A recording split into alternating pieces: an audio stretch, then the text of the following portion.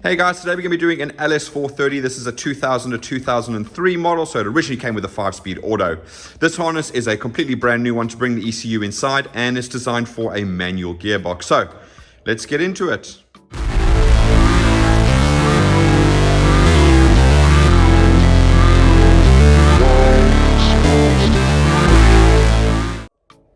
Right, so as I said, LS430, 2000 to 2003, this is for a manual gearbox in this case, this particular harness. It is brand new, as you can see. It's all built to bring the ECU inside the vehicle rather than in the engine bay where it would normally sit on a 3UZ. So obviously these ECUs are not waterproof, so that is quite important to be able to do that. So first thing we're going to do is, because it's a completely brand new harness, we're going to take you through the entire build process as we usually do. It's also going to show you some of the sub harnesses that are on here. Again, this is a modular harness designed for expandability. So let's do that. I'll be back in a second.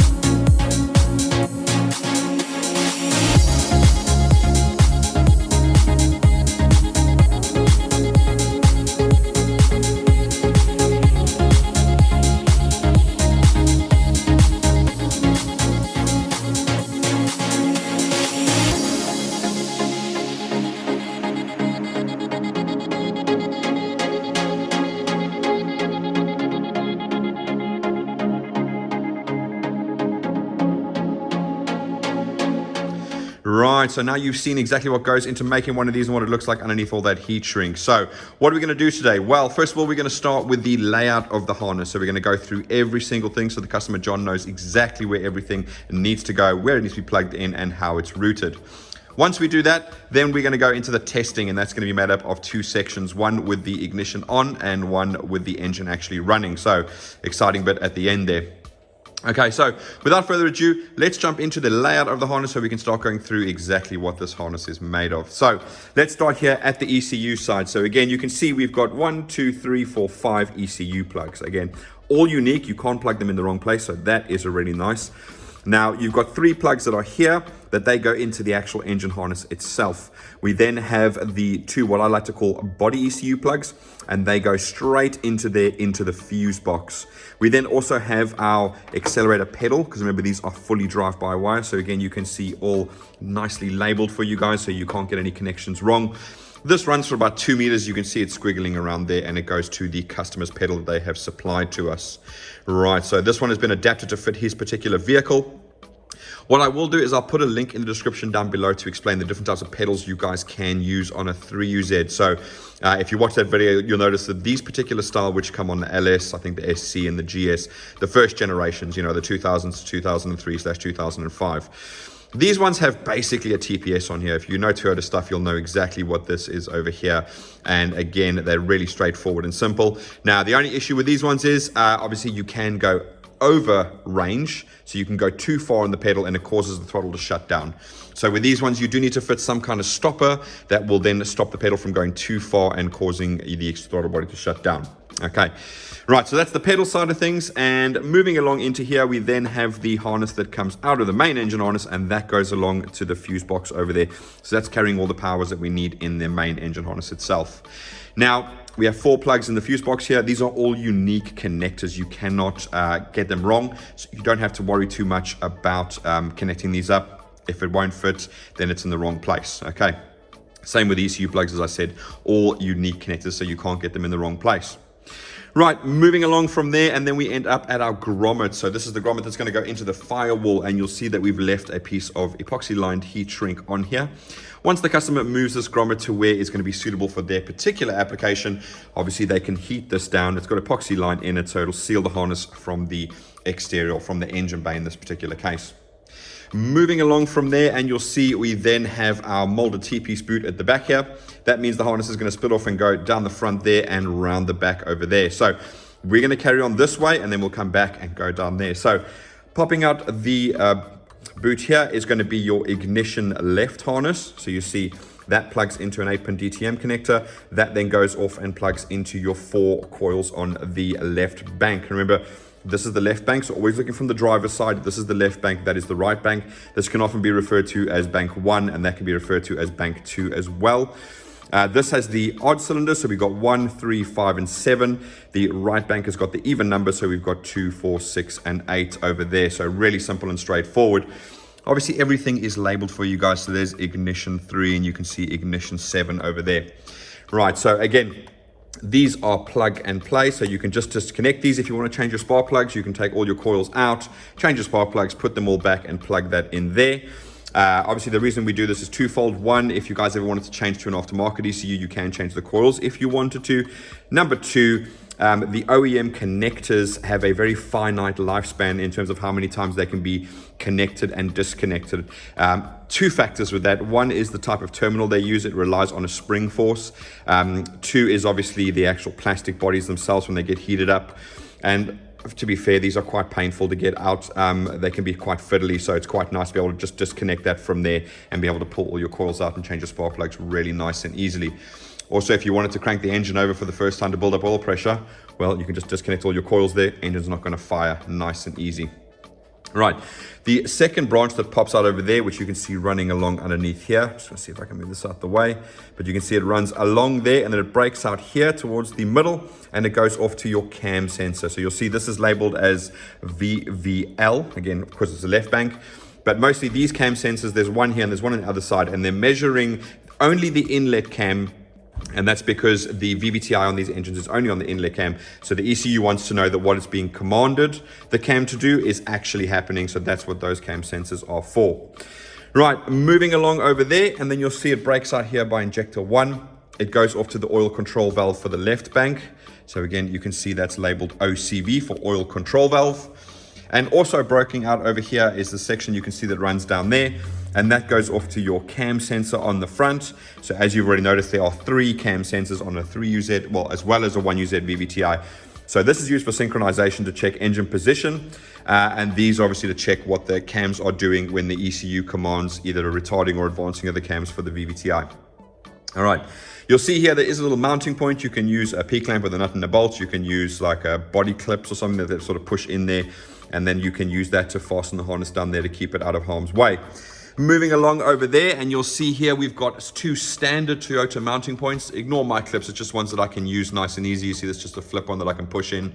But yeah, you should have 2 clips over here that you can then also mount the harness to over there to keep it out of harm's way. So those are those 2 over there.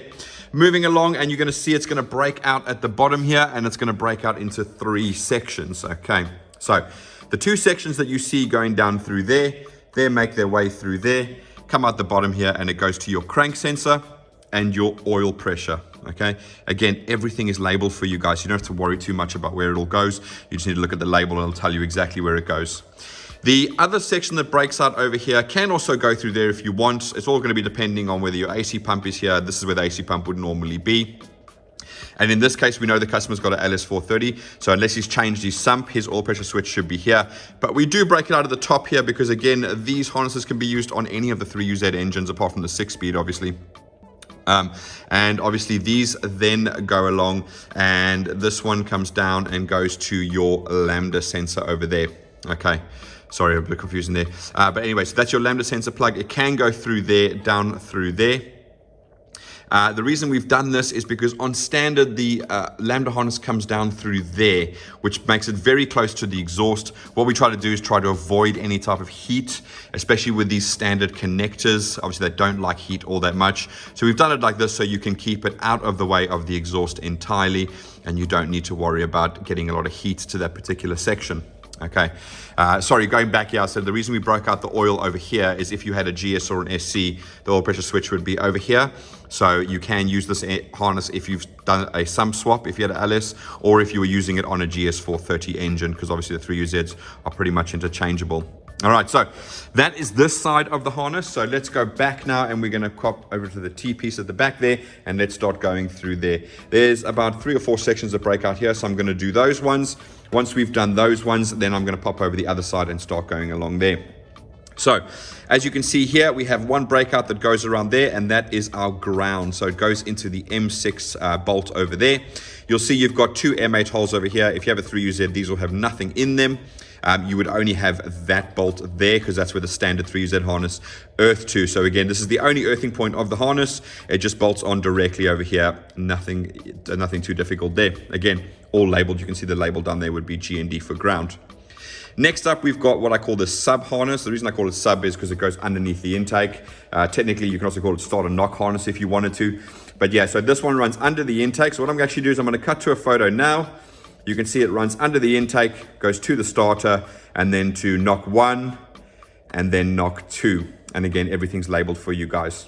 Okay, so coming back over here now, the next section that pops out over here is going to be your injector harness. All right, so you can see again labeled injector over there.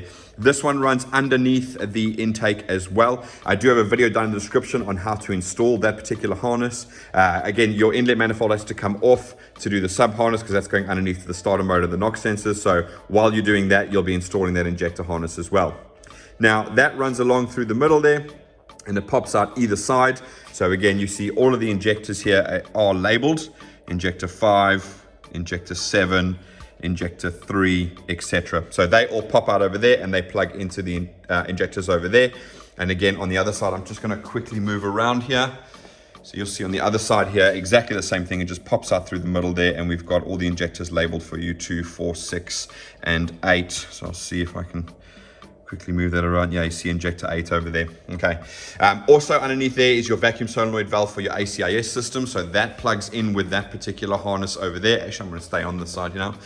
So that plugs into the vacuum solenoid valve there. This is a really good time to test that valve. So the valve just needs 12 volts and ground supply to it. It is polarity sensitive. Just make sure you connect it correctly. And you should hear a click when you provide 12 volts and ground. If you don't hear a click, then what I would suggest you do is you get that replaced, because again, if you don't check it and it does not work and your ACIS system does not work, then obviously it's going to be whole intake off again job, which is not pleasant to do, especially when it's in the vehicle and you've got to the stage where you're ready to start. So again, do check that on your setup to make sure that that does work correctly. Okay.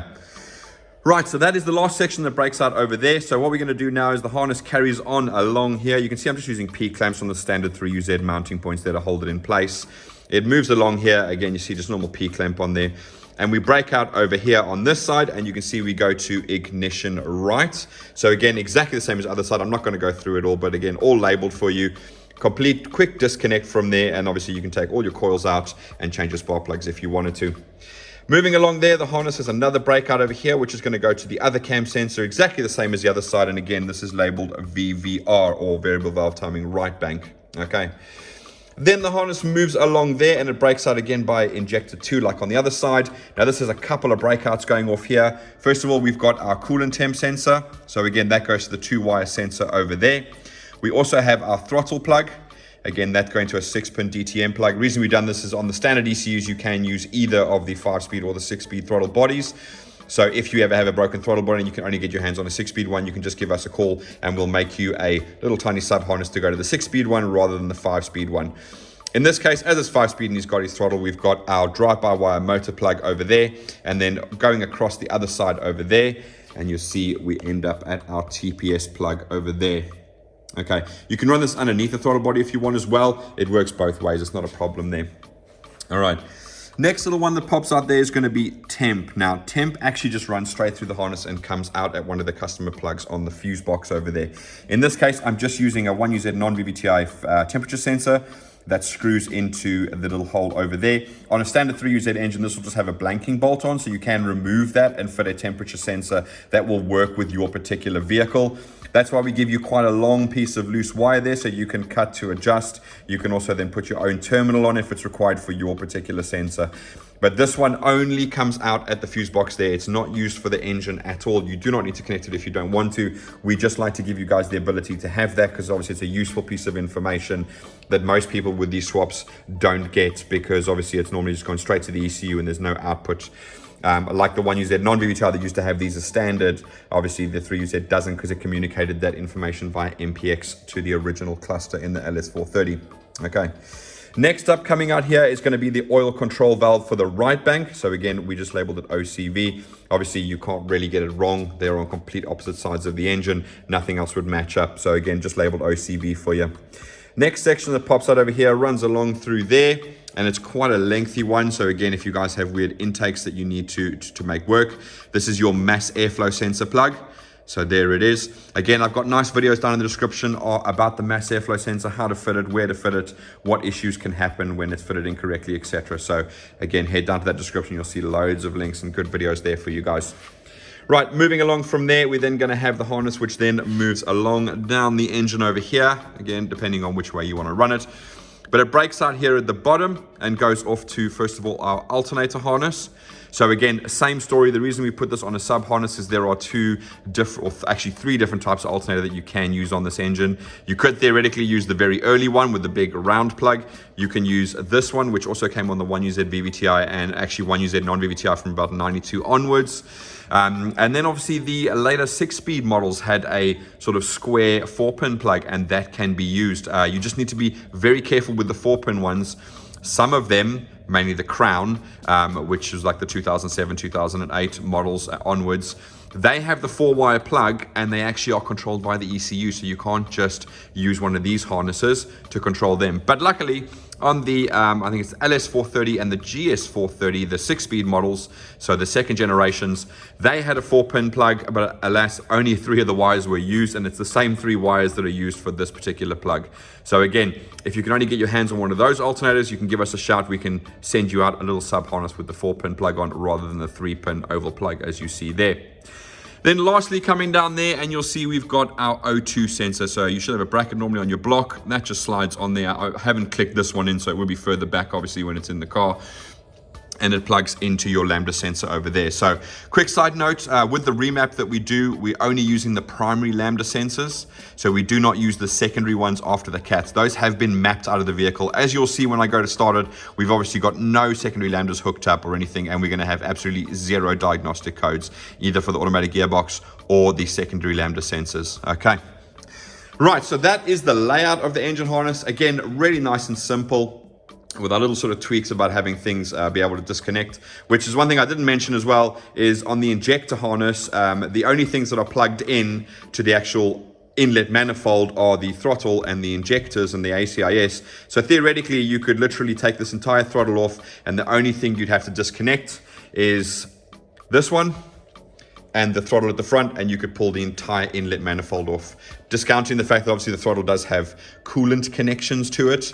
I obviously normally blank them off, so it's not an issue for me. But anyway, you could take the throttle body off if that was the case and pull the whole inlet manifold without having to undo any of the injector plugs. And again, the same rule apply. These have a finite amount of connect and disconnects, and so it's much safer, and it'll make them last longer if you just unplug at the back there.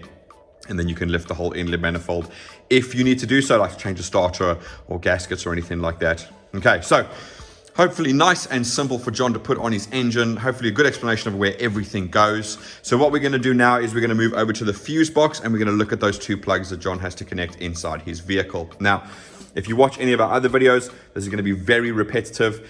We use the same 9-pin plug now pretty much on every harness. We've standardized that, so it makes it nice and simple for you guys. But in this case, we do have a second plug. But again, there's only 1 wire of actual relevance in there. So this is what John or any customer will be receiving with their harness. There's a whole bunch of other stuff as well. We've got like the entire fuse box layout, what each fuse means and everything as well, with a couple of hints and tips there as well. So starting on the 9-pin plug, super simple. The first one is going to be your red. That's this red thick one, which is a 14 gauge. That's your permanent power supply. So that's what's supplying the power to the entire system. It's supplying power to the starter solenoid. It's supplying power to the ECU, the injectors, the coils, the whole 9 yards. So that one needs to be connected to a permanent 12 volt supply. Now the reason the permanent 12 volt supply is because the ECU saves all of its data, things like long and short term fuel trims, things like diagnostic codes, all get saved to the ECU until so much a time as it loses 12 volts. So if you connected that red wire to an ignition 12 volts, every single time you turn the key off, the whole ECU is going to reset. You might think, well, that's fine, I don't really care. Problem is that when you come to do diagnosing, it is very difficult when the ECU keeps resetting itself every time you turn the key off. So therefore, it doesn't store any codes for you guys to look back on to help you with the diagnosis of what exactly is going on. So please make sure that one is connected to a permanent 12 volt switch. If your vehicle has a battery cutoff, that's absolutely fine, because I presume you're not going to cut your battery off every single time you turn the ignition on and off and on and off and on and off. So again, that is absolutely fine to do that. It just needs to be a permanent 12 volt supply, not connected to an ignition 12 volt supply, so your system doesn't lose 12 volts every single time that you turn the key off. All right. Next up is number 2, and that's going to be black with a yellow. So that's my little black with a yellow wire there. That is your start signal. Okay, so that is the 12 volts which goes to our starter relay, which then controls the starter solenoid. You'll notice all these wires are thin apart from those two over there. That is because most of those are just controlling relays or signals directly to the ECU. So again, no need to have really thick wire in there. We've taken care of all the power supply through our own relays there. So these are just nice little signals, and they're only 20 gauge, half a 0.5 centimeters cubed wire, which is very, very, very thin. All right.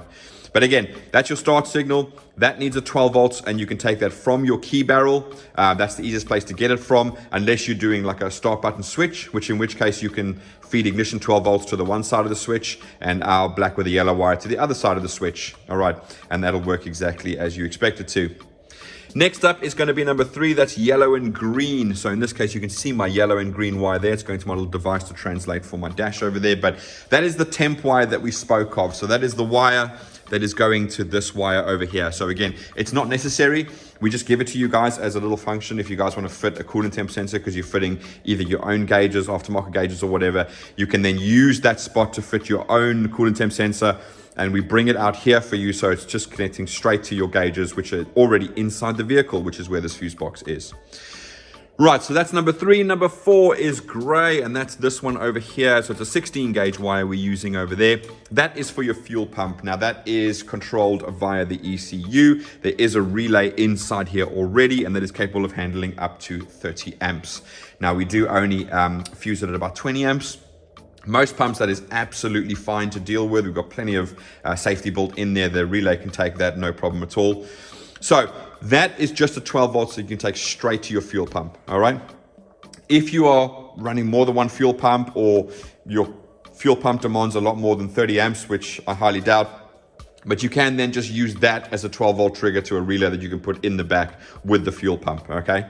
But that is controlled by the ECU. So again, in the description, I've got a whole bunch of links of videos, and one of them is how the fuel systems work. So I would advise to watch that, because some people get caught out by the fact that these do not prime.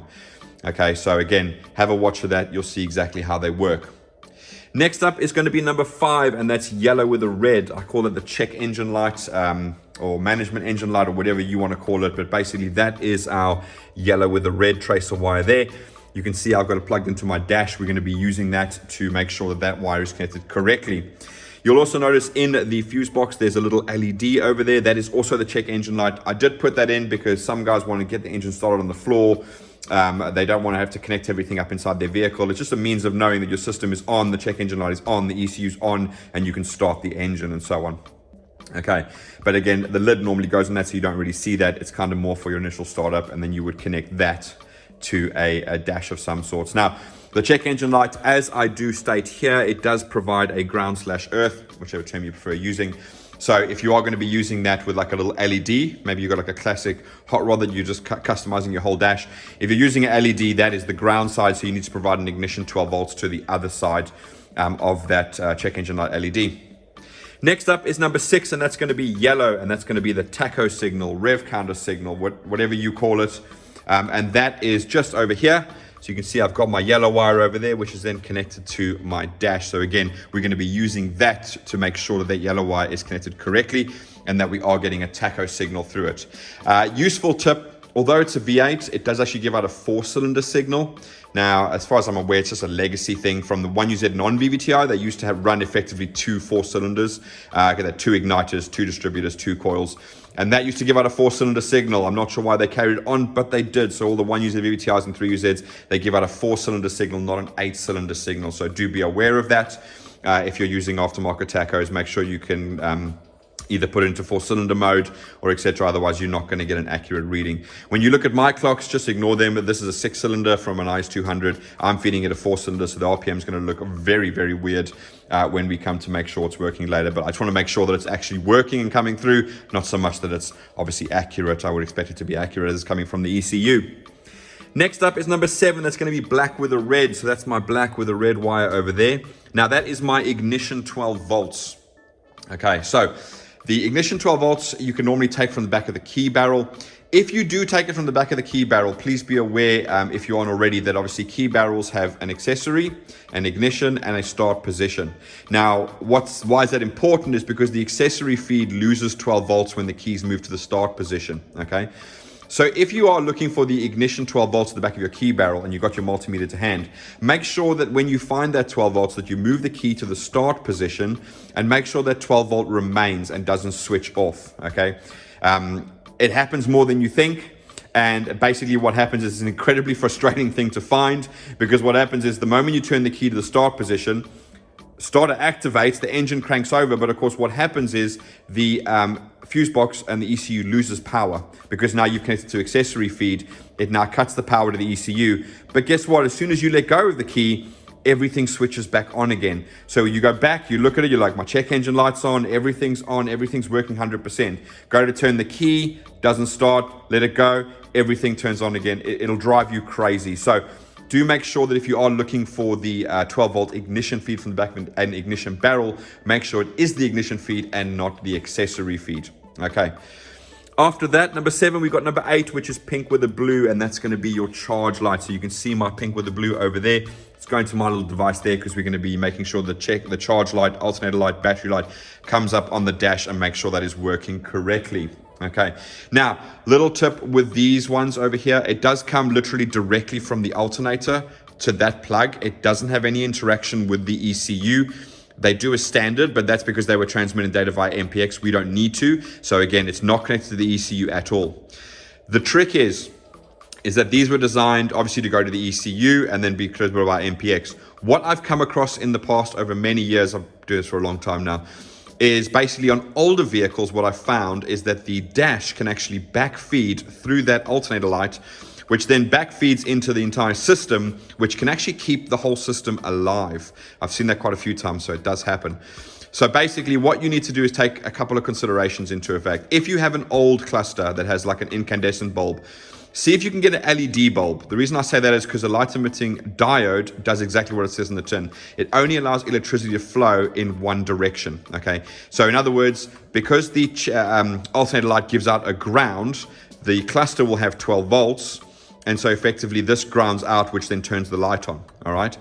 But what happens is that obviously when you shut the thing down, the cluster can sometimes just backfeed straight through there. But if you have a diode, it only lets the current flow in one direction. So you cannot backfeed into the system over there. If you can't get LED bulbs for your dash, then just fit a diode. It'll do exactly the same job. It'll just stop the backflow. This is really not a problem on modern vehicles, because you'll see in this IS200, obviously I'm connecting to a little device or whatever, but most modern vehicles, if you have a direct connection to an alternator or charge light situation, you do not need to worry. I tend to find it's mainly on the older vehicles that it does cause a problem. Okay, so that's the charge light. And then last on the 9-pin plug, that is our yellow with the black. Again, that's running alongside here with my pink with the blue to our little device to give us an oil light on the dash there. And that is going to be your oil pressure switch. So that is just connected to this down here. So again, nice and straightforward. Doesn't go to the ECU. It's got nothing to do with that. Comes straight from the switch all the way into the fuse box and out through that plug over there. Now, like the check engine light, like the battery light, it is giving out a ground signal. So you do not have to worry about that. This one, you don't have to worry about backfeeding or anything like that. This one you can just connect straight to your dash if you've got an oil light on there, or if you're going to fit a little sort of light in your dash. That is a ground side, so ignition to the other side, a ground side to our yellow with the black wire, and there's your oil pressure switch light. Okay, right, so that is the 9-pin plug complete. Now we move into the 6-pin plug, and as you can see, it's basically the OBD2 connector. But lastly, down at the bottom here, number 5, is going to be a white with a blue tracer wire, and that is your brake switch. Now the ECU requires 2 signals in relation to the brakes, one when the brake's pressed and one when the brake is not pressed. Okay, so we've taken care of that in the fuse box for you guys, so you don't have to worry about that. All you've got to do is supply 12 volts to that white with the blue wire whenever the brakes are pressed. Whether you can get that from the brake pedal switch itself, some of them run the 12 volts through the brake pedal switch, some don't. If they don't run the 12 volts through the brake pedal switch, then you can get it from the feed, with whatever feed goes to the actual brake lights at the rear. Okay, so that's the last connection on that one over there. Again, you don't have to connect all of this to get it running. You could literally connect power, fuel pump, 12 volts to ignition, black and yellow, you just give 12 volts and the engine will start and run, no problem at all. The rest are there purely for your instrument cluster, because it is useful to have things like engine coolant temperature, charge, battery light, oil pressure switch, etc. as well. Okay, right, so that is the plugs on there now. So what we're going to do now is we're going to pop off, get everything ready, and we're going to start doing the testing with the ignition on, followed by the testing with the engine actually running. So see you in a second. Right guys, so now we're ready for the testing of the harness, and that's going to be, like I said, in 2 sections, one with the ignition on and one with the engine running. So first thing I'm going to do is I'm going to go through all of the tests that we're going to carry out, so you have an idea of what's coming up. We'll then do the ignition tests, and then usually I let the engine warm up a little bit to get the coolant temp working before we do the running part. So let's look at our testing sheet over here. So again, this is for an LS430 2000 to 2003. Now you can see I've got ignition on and engine running, so those are the 2 separations that you see there. First of all, we're going to test the check engine light now. It's actually 2 things. What I want to see is the check engine light coming up on the fuse box, make sure the LED is working, and also on the cluster there as well. Next up is going to be our charge alternator light and our oil pressure light. So again, we're going to go over to the cluster there. We're looking for our battery light to appear there and our red oil pressure switch light to appear there. It'll tell me those are all working. Then we're going to go over to the OBD2 machine. It's just going to basically make sure that it communicates with the ECU. So as I said, you've got your OBD2 connector as part of your 6-pin plug over there, so that'll plug into any OBD2 connector and be able to read the ECU, no problem. Then what we're going to do is we're going to use the machine to test the fuel pump. So as I said, the fuel pump in this case is being controlled by the ECU. Again, link in the video, link in the description below on the fuel pump video for Lexus-Toyota, so you know exactly what's going on there. Then lastly, we're going to test the brake switch. So again, I'm just going to touch the white with the blue tracer wire onto 12 volt switches over there. That's going to then cause the relay to click, and it'll tell me that the stop light switch is going from off to on the OBD2 machine. So that's a quite nice, simple test procedure there, nothing too major. Then we move on to the engine running. So the starter circuit, basically all I want to know is when I touch this black with the yellow wire to 12 volts, which is over there, that the engine cranks over and it starts. Nice and simple, straightforward there. Next up is ACIS, or acoustic control induction system. So what we're going to be looking for is this valve turning down like that, which it should do a few seconds after the engine starts up. Down in the description below, I've got a video on the ACIS system. I pull apart an entire intake so you can see exactly what's going on the inside, obviously explaining exactly how it works. And as you're aware, if it doesn't work, you lose a lot of low down torque. So as I said in the layout section, test that vacuum solenoid valve before you put everything back together. Right. Next up is going to be the drive-by-wire test, and that's as simple as it sounds. I'm basically just going to press the pedal, and the engine should rev up. No problem there at all, making sure that everything's working there. Then we're going to come back to the OBD2 machine over here, or the little Toyota Intelligent Tester. We're going to test the oil control valve. So basically what it's going to do is it's going to retard and advance the cam. Engine's going to sound super lumpy, so you're going to hear that change in note on the engine as soon as I do that, and we do each bank one by one. Then we're going to test injectors and coils. So what I basically do is I'm going to come over here. I haven't actually pushed all of these injectors in. I'm going to remove each of them one by one. We're going to listen for the engine to misfire. That's going to tell me that obviously the engine and every single cylinder is firing exactly as we expect it to. So it should have a nice smooth idle. And as I unplug them, you can hear the bop, bop, bop as it's misfiring from there. Okay. The reason I only do the injectors is because if I unplug the coils, the ECU picks up through the ignition feedback that there's a misfire and it shuts down the injector. So if I did each coil one by one, I would eventually end up with no engine running. So with the injectors, I can just undo those. It doesn't cause any issues with the ECU. Right, next up is going to be tacho. So again, I'm just going to pop over to the cluster here. You're going to see we get a rev counter signal through there. As I said, this is a 6-cylinder. ECU is giving out a 4-cylinder. It's going to be wrong on there, but all I'm looking for is the fact that it does physically come through. I usually give the engine a little bit of rev as well, just to make sure it's going up and down, and just make sure that is accurate. Then next up, we're going to look at coolant temp. Now, obviously, this is basically in relation just to that coolant temperature wire that I put in the harness for you guys to use. I've connected it to here. I've connected the engine up to that single wire sensor from a 3UZ non-VVT-i, and so I should be able to see our coolant temperature start to rise on there. Okay, that's all I'm looking for, just to make sure that that is connected to that one correctly. And then lastly, we're going to go through the diagnostics. So again, we want to make sure that we've got absolutely no codes on the ECU, because we have remapped it to get rid of the automatic gearbox. So we should have no automatic gearbox codes. We should have no secondary Lambda codes.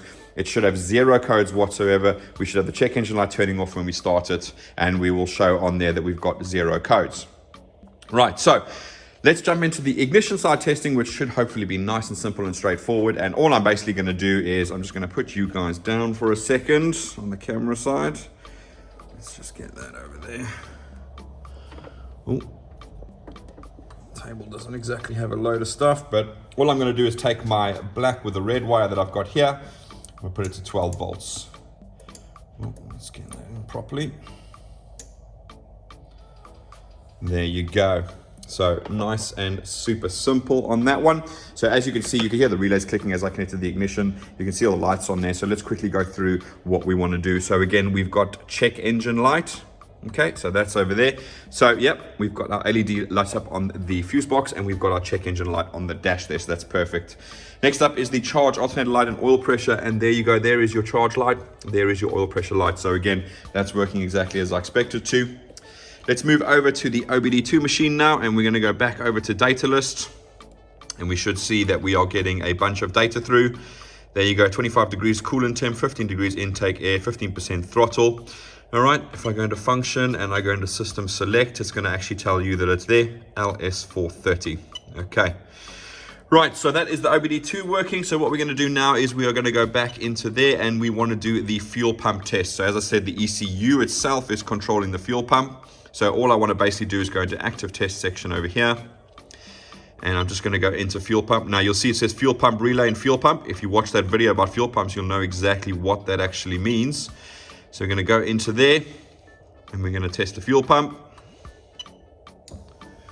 And you can probably hear there.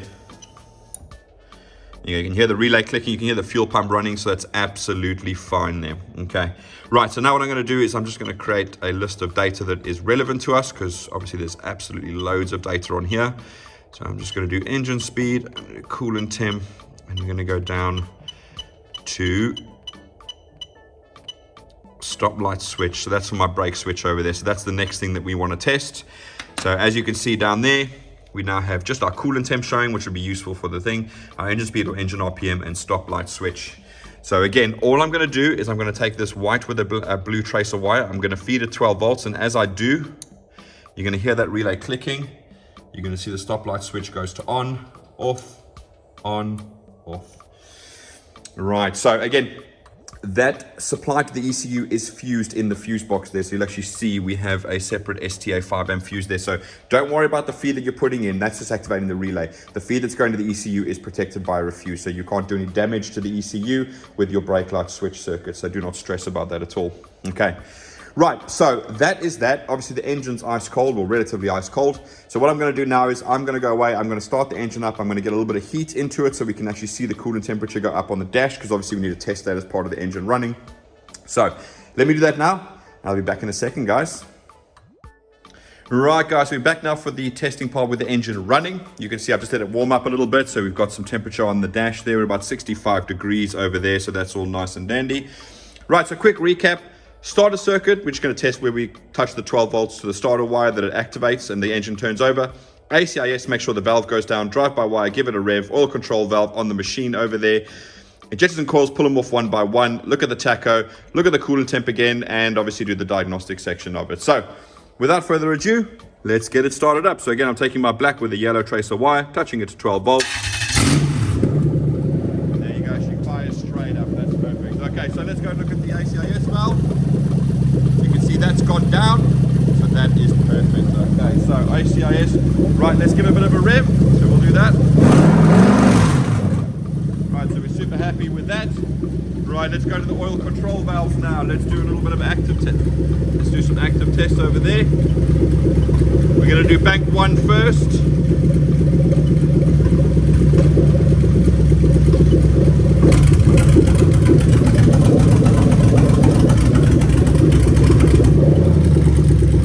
Right, let's go into bank number 2.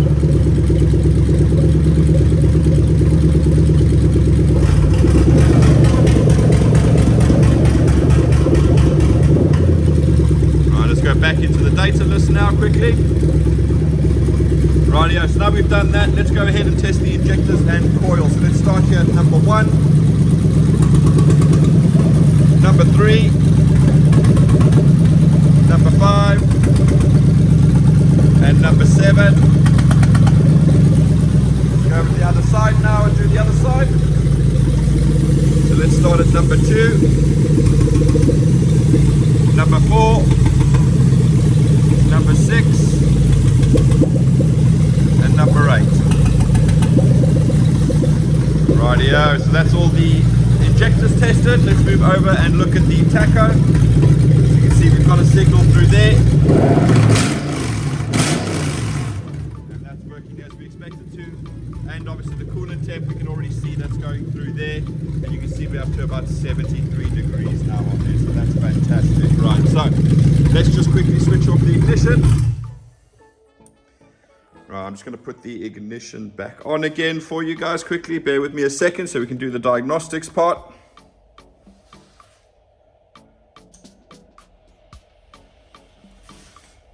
Right, okay, so first thing we want to do is we want to make sure that we've got no codes. Again, we have done the remap on it to remove all the codes. So let's go over to DTC or diagnostic trouble codes. And you see we've got 0 codes on there. I wonder if it's picking up a misfire because I unplugged the injectors. Yeah, there you go. So it's picking up the misfire where I unplugged all the injectors over there. So that's absolutely fine. Not worried about that at all. Right, so diagnostics. Obviously with the 3UZ, unfortunately, us European and American customers, we didn't get the functionality to bridge 2 terminals in the OBD2 port in order to flash the check engine light codes through the check engine light. Okay, so we do rely entirely on an OBD2 machine in order to interface with the harness and ECU in order to get all of our diagnostic codes and our live data. So that is number 1. Number 2, I have still technically connected TC on the OBD2 port because there is one function that you can do on either the US or the European ECUs that can come in quite handy if you need to. So when you bridge those 2 pins, you put into like a diagnostic mode. Obviously, we won't get any check engine light flashing. Unfortunately, that's just the way that is. But what it will still do is it will still lock your timing at 10 degrees. So if you take a look down here, you can see we've got 0, 5, 10, and 15. And if I'm lucky, there you go. You see I've put white paint on the mark on the crank pulley on this particular engine. So what you can do is you can bridge those 2 terminals in the OBD2 port, which is pin, basically it's going to be 5 and 13. I think they're like sort of directly one above each other on that one. So if you bridge those like a paper clip or a piece of wire, you'll put it into diagnostic mode. And effectively what it'll do is lock the timing at 10 degrees. You can get your timing light. If your timing light works just on the wires of the coil, that's great. Mine does. So you can basically put the timing light over there, fire up the engine, and you should be able to see that timing is locked at 10 degrees. I think I have a video for that. If I do, it'll be down in the description as well. We'll actually show you how I do that. But yeah, so basically if you are thinking that you may have moved one tooth in timing and you're not 100% sure and you don't particularly want to pull all of these covers off apart to go and check, well, paperclip, timing light, 10 seconds later, you'll know exactly whether your timing is correct or not. Okay, so nice little tip there. Obviously, when you finish with the testing, do remove that clip because you will lock the timing at 10 degrees and you're going to have a terrible time. It is going to run like garbage. If it's locked the timing at 10 degrees, you're going to have no power. Right, so I'm happy with the harness. Everything is working exactly as I expected it to. The remap has worked exactly as I expected to. We've got no diagnostic codes for gearbox, secondary lambdas, or anything like that. Obviously, the remap does include better throttle response. You probably heard when I revved it over there, it's quite snappy. Now, granted, it doesn't have a gearbox on it. It's only got a ring gear on, which is incredibly light. If you had a flywheel on it, it would be slightly different. But we have made the throttle response more. We have added a bit more power. We can get a bit more power lower down. Top end, the cams are the issue there. That's what's choking the engine, not the mapping. So yeah, so that's all done for the customer. If you guys want, we do offer remaps as a standalone service. Obviously, every harness we do does come with the remap as standard. So that's all done for you guys there. But yeah, if you guys have any other questions about this at all, we're actually changing the way we do the 3UZ harnesses now, and the next harness you see coming up is going to show off that change. Basically what we're doing is we are making these base harnesses universal, whether it is auto or manual, and you'll see that in the next video, like we did with our 1UZ non-VVT-i harnesses if you saw a couple of videos ago. So yeah, so all of our 3UZ harnesses now will work with either an auto or a manual gearbox. And obviously the added bonus is we've added the ability to put a reverse wire and a speed sensor into the harness with those new harnesses, which we didn't do on these earlier harnesses there. Okay, so thanks for watching, guys. If you have any questions, please feel free to ask down below. You can also email us at info@phoenixenginemanagement.com, and you can also find us on Facebook at phoenixenginemanagement.com. We also post a bit on Instagram, but I'm not big into the Instagram, so I do apologize if I don't post enough content for you guys. But yeah, thanks for watching. We will see you again soon, and we're going to have that other 3UZ harness coming up now, so wait for that. Thank you very much. Bye-bye.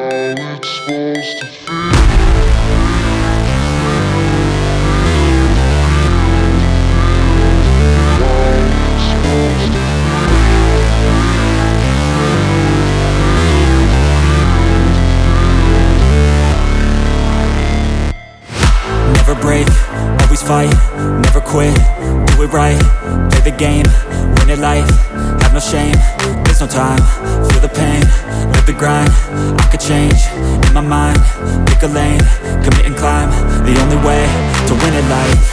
I never miss, that's fact, taking big swings, put your hand to the bat, put me in the ring, you'll go out in a bag, cause I sing what I mean.